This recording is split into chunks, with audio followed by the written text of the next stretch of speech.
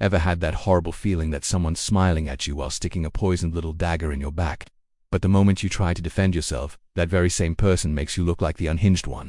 The big naive myth most people believe is that the best way to deal with sarcasm or two-facedness is to go head-to-head, kick off a heated row, or throw the dig right back at them. The counterintuitive paradox is that reacting with anger is exactly the prize the passive-aggressive manipulator needs to play the innocent victim and torch your reputation in front of everyone else. Dark psychology reveals that these people are emotional cowards, absolutely terrified of direct confrontation, who hide behind masks of politeness to test your limits without ever facing the consequences. So why keep falling for that trap and carrying the frustration home with you, when you could be using for simple psychological tactics that rip that mask right off, diffuse sarcasm on the spot, and force anyone to treat you with absolute respect? Topic 1. The politeness trap. How covert hostility thrives in polite society. Wisdom teaches us that aggression doesn't always come as a shout or a clenched fist. In plenty of cultures, especially in everyday British life, it hides under a polite smile and a seemingly harmless remark. The passive-aggressive type is an emotional coward who's terrified of direct confrontation.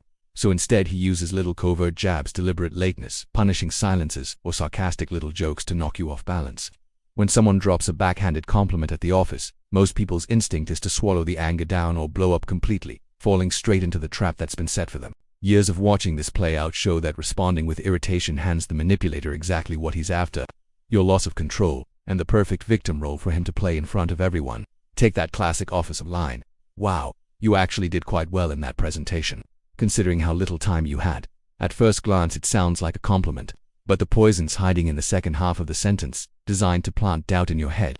This subtle dynamic creates a silent mental wear-enter, quietly building up a frustration that eats away at your energy day after day. To stop being held hostage by this psychological game, the first step is understanding that disguised hostility only has power if it finds fertile ground in your own emotional reaction. Instead of taking the hit quietly or getting dragged into a pointless argument, the wise approach is to watch the scene with the detachment of a detective studying a crucial clue.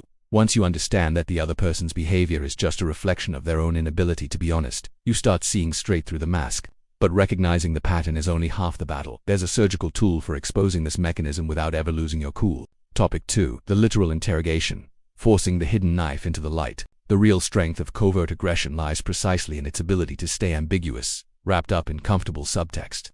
When the manipulator fires off a barbed comment over afternoon tea or in the middle of a formal meeting, he's counting on your embarrassed silence or an awkward little laugh to let him off the hook. The secret to dismantling this tactic is adopting the stance of the literal interrogator, treating the nasty joke or the dig as if it were a technical statement that needs a proper, detailed explanation. Instead of firing sarcasm back with more sarcasm, the switched-on person pauses calmly and asks a simple, direct question with a steady gaze. "What exactly did you mean by that?" Or, "I didn't quite get the joke. Could you explain it?" A mate of mine, an executive at a big firm in London, used to pull this off brilliantly whenever he heard a snide comment. He'd simply grab a notepad and ask the person to repeat it slowly, claiming he wanted to jot down the reasoning. This elegant move forces the attacker to either own the hostility in public or beat an embarrassing retreat. By dragging the disguised aggression out into the light of day, the veil of fake politeness rips apart, and the manipulator finds himself completely cornered by his own trap. The person who tried to unsettle you realizes instantly that the attempt at control has failed spectacularly, because the light of clarity exposes just how petty the attack really was. Forcing someone to explain the unexplainable turns the joke into a moment of pure social embarrassment for whoever made it. And once that mask falls, the next strategic move is to withdraw all the emotional energy that was feeding the conflict in the first place. Topic 3. The Grey Rock Shield. Depriving the manipulator of emotional payoff. Textual production. Topic 3. Technique 2. The Grey Rock Shield. Depriving the manipulator of emotional payoff. The essential fuel of any passive-aggressive person is the emotional reaction they manage to squeeze out of their victim. They operate like a psychological parasite, hunting for anxiety, anger, or defensiveness so they can feel in control of the situation. The moment you spot the covert attack and switch on the Grey Rock Shield, keeping a neutral face and giving deliberately uninterested responses, you cut off the supply of energy to that behavior for good. It's about becoming the most boring person in the room the second the attack happens. Using short responses like "right," "noted," or just a flat, unbothered nod.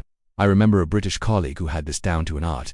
Faced with sharp digs in meetings, he'd simply adjust his glasses, give a flat two-word reply in a completely monotone voice, and go straight back to reading his reports without so much as twitching a muscle.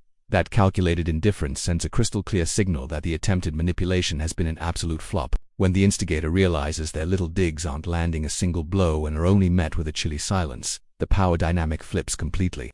The attackers left standing there, wrong-footed and thoroughly frustrated at not getting the dramatic reaction they were banking on. That cold strategic disconnection disarms the whole psychological game, clearing the way for the masterstroke of dark psychology, which turns the spotlight in the room squarely onto the attacker's own hidden insecurity.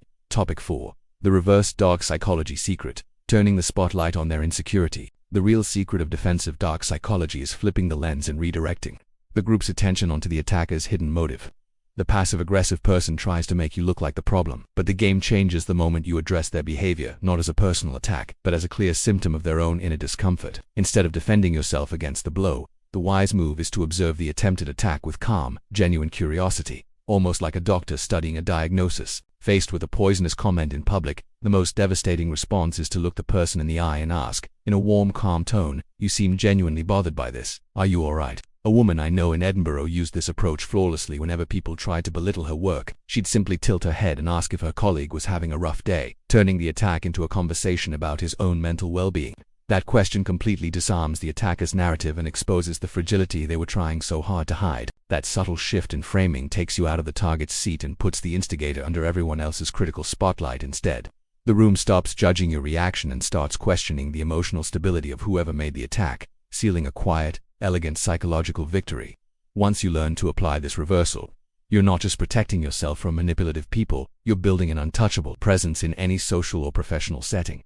Conclusion. Carrying on letting fake people, sarcastic comments, and digs dressed up as politeness drain your peace of mind is a choice that costs your well-being far too much. You don't have to spend the rest of your life swallowing other people's poison in silence, smiling out of politeness, or blowing up in anger once the emotional damage is already done. The 4 strategies we've covered today, the literal interrogation, the grey rock shield, labeling the facts, and flipping the spotlight are your greatest weapons for disarming any covert attack before it even reaches you. Why keep accepting the role of easy target when you could take total control of your social interactions starting today? Have a think about this. What will your working life, your day-to-day at the office, and the respect your family and friends have for you look like in 5 years' time if you master the art of neutralizing sarcasm? Are you going to keep letting cowardly manipulators control your mood, or are you finally ready to adopt that calm, cool, and completely untouchable presence in the face of any provocation? The decision to tear off the mask of fakery and set clear boundaries with elegance and intelligence is entirely in your hands. If you're determined to never again put up with disrespect from anyone, want to master the most advanced tools of behavioral psychology, and want to become the most respected presence in any room, subscribe to the channel right now and hit that notification bell. By joining our community today, you're guaranteeing yourself an ongoing education in persuasive communication and emotional self-defense. Don't let this knowledge die here. Try the literal question out on the next dig you hear. Feel the power of clarity, and I'll see you in the next video.